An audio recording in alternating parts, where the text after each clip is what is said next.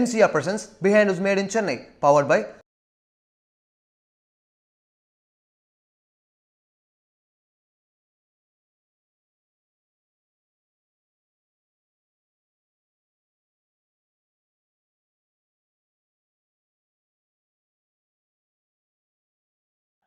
தமிழ்நாட்டில் 2,03,00,000 குடும்பங்கள் இருக்கிறது. இந்த 2,03,00,000 குடும்பங்களில் தமிழ்நாடு முழுவதும் அந்த ஒவ்வொரு குடும்பத்திலும் குறைந்தது ஒரு நபர் சென்னையில் இருக்கின்றார். சென்னைக்கு பல பெருமைகள் இருக்கு. Chennai was the first municipality in the world. சென்னையுடைய மக்கள் தொகை இன்னைக்கு 92 லட்சம். இது இல்லாமல் ஃப்ளோட்டிங் பாப்புலேஷன் வந்து ஒரு 40 லட்சம். சென்னை ஒரு நாடா இருந்ததுன்னா, மக்கள் தொகை அடிப்படையில் சென்னை ஒரு நாடா இருந்ததுன்னா உலகத்தில் 92வது பெரிய நாடா சென்னை இருக்கும். சென்னைக்கு 3 ஆறுகள் இருக்கு. அடையார் ஆறு, கூவம் ஆறு, கொசஸ்தலை, கொற்றலைன்னு சொல்ல கொசஸ்தலை ஆறு. கூவம் ஆறு, கூவம்னு ஒரு கிராமம் திருவள்ளூர்ல இருக்கு டிஸ்ட்ரிக்ட்ல. அதுல கூவம் கிராமம் அங்கேருந்து ஆரம்பிக்குது. அங்கேருந்து ஆரம்பிச்சு 72 கிலோமீட்டர் நேப்பியர் பிரிட்ஜில் போய் முடியுது. அடையார் ஆறு, அடையார் ஆறு எங்கன்னா செம்பரம்பாக்கம் ஓவர்ஃப்ளோ ஆச்சுன்னா பிளஸ் செம்பரம்பாக்கத்துக்கு மேலே இருக்கிற ஏரிகள் இருக்குது. கிட்டத்தட்ட 170 ஏரிகள் இருக்குது செம்பரம்பாக்கம் மேலே. அது எல்லாமே ட்ரெயின் ஆகி இட் கம்ஸ் செம்பரம்பாக்கம். அதுலேருந்து வரதான் அடையார் ஆறு. அடையார் ஆறு உங்களுக்கு தெரியும். அடையார் பக்கத்தில் தியோசபிக்கல் சொசைட்டி பக்கத்தில் போய் ட்ரெயின் ஆகிறது அடையார் ஆறு. இது போன்ற 3 ஆறுகள் உள்ள நகரம் இந்தியாவில் எங்கேயும் கிடையாது. பட் இன்னைக்கு 3மே சாக்கடையாக மாறிடுச்சு. காரணம், இவங்களுக்கு நிர்வாகம் என்னன்னு தெரியல, முக்கியத்துவம் என்னன்னு தெரியாத நம்ம கடந்த கால ஆட்சியாளர்கள் செய்த தவறுகள். அதனால தான் இன்னைக்கு நம்ம பிரச்சனை இருக்கு. இது மட்டும் இல்லை, சென்னைக்கு வந்து மிகப்பெரிய ஒரு வரம் என்ன, பள்ளிக்கரணை சதுப்பு நிலம், Pallikaranai marsh land. Pallikaranai marsh land எவ்வளோ தெரியுமா இருந்தது? 5,500 ஹெக்டேர்ஸ். 5,500 hectares, literally 12,500 acres. மார்ஷ்லன்னா அவ்வளோ தண்ணி, அவ்வளோ போயிட்டு அங்கே இருக்கிற ஃப்ளாரா ஃபானெல்லாம் எங்கேயுமே இல்லை. இன்னைக்கு எவ்வளோ தெரியுமா இருக்கு? வெறும் 500 ஹெக்டேர்ஸ் தான் இருக்கு. பள்ளிக்கரணை சதுப்பு நிலம் தான் இட் இஸ் மிகப்பெரிய வடிகால். It is the biggest drainage system for Chennai. எவ்வளோ மழை பெஞ்சாலும் அங்கே அப்படியே ட்ரெயின் ஆகும். பள்ளிக்கரணையில் ட்ரெயின் ஆகும். அங்கே ட்ரெயின் ஆகி ஒக்கியம் மதகுன்னு ஒன்று இருக்குது, துறைப்பாக்கத்தில் இருக்குது. அப்படி இன்னும் தள்ளி போனால் முட்டுக்காடு, அங்கே இருக்கிற கடலில் போய் ட்ரெயின் ஆகும். இதுதான் பெரிய ட்ரைனேஜ். இதெல்லாம் இயற்கை எவ்வளோ நமக்கு கொடுத்துருக்கு. ஆனால் நம்ம என்ன பண்ணிட்டோம்? அதில் ஆக்கிரமிப்பு பண்ணிட்டோம். அதில் குப்பையை, பெருங்குடி குப்பையை தொட்டன் குப்பையை எரிஞ்சிட்டு குப்பையை டம்ப் பண்ணிட்டு இருக்கோம். இப்போ இருக்கிறது 500 ஹெக்டேர் தான் இருக்குது. இது கொஞ்சம் இருக்குது, அவ்வளோதான். சுற்றி எல்லாம் முடிச்சிட்டோம். மன்னர் ஆட்சி காலத்தில் 42,000 ஏரிகள் இருந்தது. இன்னைக்கு மக்கள் ஆட்சி காலத்தில் 37,000 ஏரிகள் தான் இருக்குது. 5,000 ஏரிகள் காணாமல் போயிடுச்சு. இந்த வடிவேல் சினிமாவில் தெரியும்ல, கிணறு காணோம் கிணறு, அது அப்படிதான் இல்லை, காணல. ஏன் காணலை?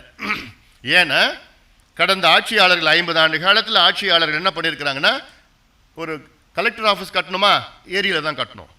ஹவுசிங் போர்டு கட்டணுமா, ஏரியில் கட்டணும். வீடு கட்டணுமா, ஏரியில் கட்டணும். ஏதாவது பில்டிங் கட்டணுமா, ஏரியில் தான் கட்டினாங்க.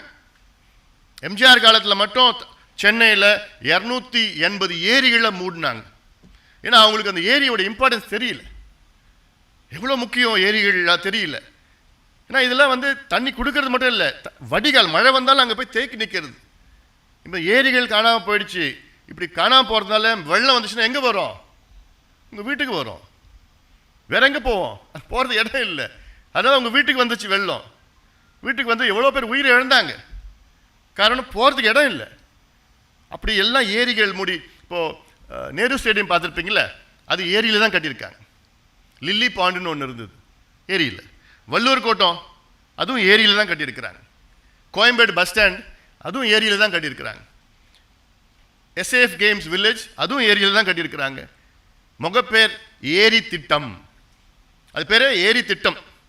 எம்ஜிஆர் கொண்டு வந்தது முகப்பேர் ஏரி. அது என்னன்னா அந்த ஏரியை மூடிட்டு அதில் வீடு கட்டுறது ஏரி திட்டம். திருவள்ளூர் கலெக்டர் ஆஃபீஸ் ஏரியில் இருக்கு, எஸ்பி ஆஃபீஸ் ஏரியில் இருக்கு. ஏன்? Madurai branch of the Chennai high court ஏரியில் தான் கட்டியிருக்காங்க. இன்னைக்கு ஜட்ஜிங் அதில் தான் உட்காந்துட்டு ஜட்மெண்ட் சொல்கிறாங்க. இளைஞர்களுக்கு அவேர்னஸ் வரும். கூவம் எடுத்துங்க. 72 கிலோமீட்டர். இப்போ கூவம்னால இன்னைக்கு என்னன்னா ஐயோ சாக்கடை.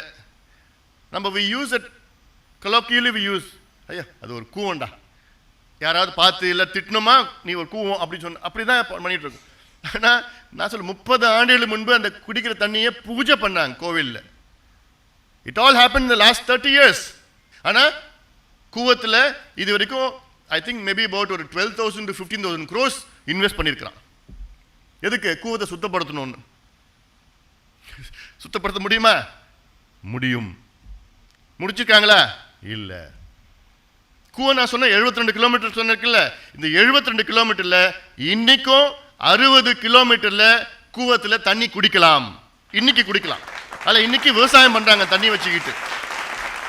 மீதி இருக்கிற 12 கிலோமீட்டர்ல தான் சாக்கடையா மாறி இருக்கு. சென்னை எப்போ உள்ள வருதோ சாக்கடையா மாறிடுச்சு. ஏன்னா there are so much of examples in the world. South Korea Seoul example இருக்கு, ரெட் ரிவர் யூஎஸ்ல இருக்கு, சென்ட் ஆண்ட்ரியாஸ் ரிவர் இருக்கு, பிளாக் ரிவர் ஜெர்மனி, எல்லாமே இருக்கு. so much of examples where they have cleaned up. இதோட மோசமா இருக்கு சிங்கப்பூர்ல இவ்வளவு சாக்கடை ஓடிட்டு இருக்கு. எப்படி இருக்கு? சுலபமா பண்ணிட்டு போலாம். அதுக்கு தகுந்த மாதிரி we have to இதெல்லாம் நிச்சயமா with your participation. யாரு?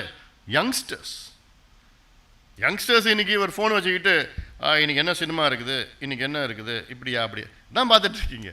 அந்த அவேர்னஸ் யங்ஸ்டர்ஸ் மத்தியில் இல்லை. You need to have political awareness. ஏன்னா இன்னைக்கு காலையில் பார்த்தா இன்னைக்கு கான்செப்ட் பொலிட்டிக்ஸா, அரசியல், ஐயோ அது மோசம், சாக்கடையா இருக்குது. சாக்கடை நீங்கள் சுத்தப்படுத்தணும்.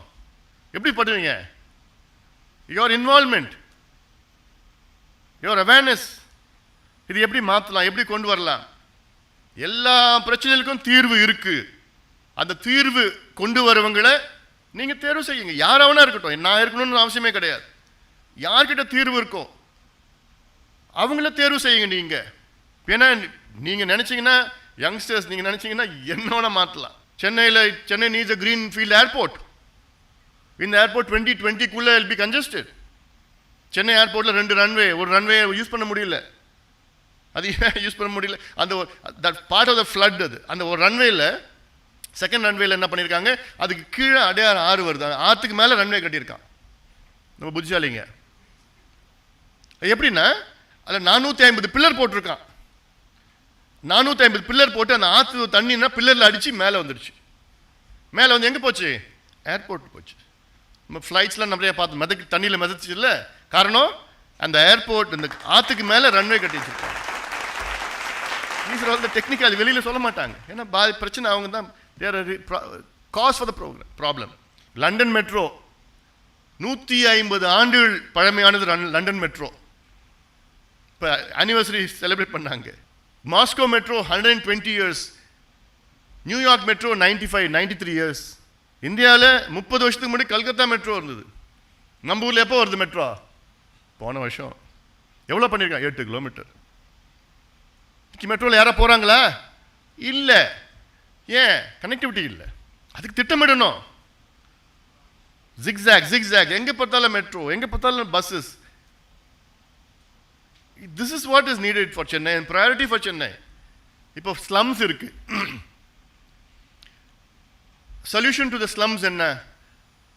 சென்னையிலேருந்து ஸ்லம்ஸ்லாம் எடுத்துட்டு துறப்பாக்கத்தை போய் ரீலோகேட் பண்ணணும். That is not solution at all. அந்த ஸ்லம்ஸை மாற்றி அங்கே இருக்கிற மக்களுக்கு அங்கேயே அவங்களுக்கு வாழ்வாதாரம், அங்கேயே வீடு நல்லா கொடுத்து, குடிநீர் கொடுத்து, வாழ்வாதாரம் கொடுத்து, they have to solve part of that. Made in Chennai initiative இருக்கு. Awareness is what is needed. I definitely big, it's very big initiative you have done. I am so happy about it. இப்போ நாங்கள் மெரினாவை clean பண்ணியிருக்கோம். இது வரைக்கும் நான் 4 முறை நான் மெரினா பீச்சை க்ளீன் பண்ணியிருக்கேன். நான் எங்கள் ஆர்கனைசேஷன். பட் அடுத்த நாள் பார்த்தா குப்பையாக இருக்கும். What is the solution to that? அதுக்கு we have plans for Marina Beach. Chennai should be divided into entertainment zone or entertainment district, economic district, shopping district. Districtனா அந்த வெளியில கான்செப்ட் districtனா ஏரியா dedicated for that. டீனர் உள்ள போக முடியுமா? so much of congestion traffic இருக்கு. இதெல்லாம் ஏன்னா இன்னைக்கு யங்ஸ்டர்ஸ் வந்துட்டாங்க. யங்ஸ்டர்ஸ் கிட்ட, இளைஞர்கள்கிட்ட விழிப்புணர்வு பண்ணிட்டா நிச்சயமாக கடைபிடிப்பாங்க அந்த இளைஞர்கள்லாம். அவங்ககிட்ட சொல்லணும். And we have to own them in our programs. அவங்கள இன்வால்வ் பண்ணி வைக்கணும். இளைஞர்களை நம்ம இந்த திட்டங்கள் இன்வால்வ் பண்ணணும். பண்ணாதான் அவங்களுக்கு. ஆனால் ஒரு முறை இளைஞர்கள் இறங்கிட்டாங்கன்னா யாராலும் தடுக்க முடியாது. மாற்றத்தை யாராலும் தடுக்க முடியாது. முன்னேற்றத்தை யாராலும் தடுக்க முடியாது.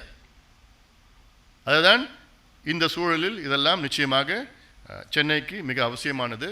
இந்த made in Chennai campaign Behindwoods குழுமத்திற்கு என்னுடைய நெஞ்சார்ந்த வாழ்த்துக்கள், பாராட்டுக்களை தெரிவித்துக் கொள்கின்றேன். நிச்சயமாக வரும் காலத்தில் என்னையும் ஈடுபடுத்திக் கொள்ளுங்கள்.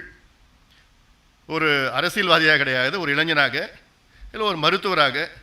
ஏன்னா சென்னையில் நாங்கள் பல ஆயிரக்கணக்கான மரங்கள் நாங்கள் நட்டிருக்கிறோம். சென்னையில் நட்டிருக்கிறோம். மிகப்பெரிய விழிப்புணர்வு பிரச்சாரங்கள் நாங்கள் செஞ்சுருக்கிறோம். தொடர்ந்து நாங்கள் செஞ்சுட்டு வரோம். நாங்களும் அதில் உங்களுடைய விழிப்புணர்வு பிரச்சாரத்தில் நாங்களும் ஈடுபட விருப்பப்படுகின்றோம். அந்த வகையில் இங்கே நிகழ்ச்சியில் கலந்து கொள்வதிலே மகிழ்ச்சி. தேங்க்யூங்க. Thank you very much.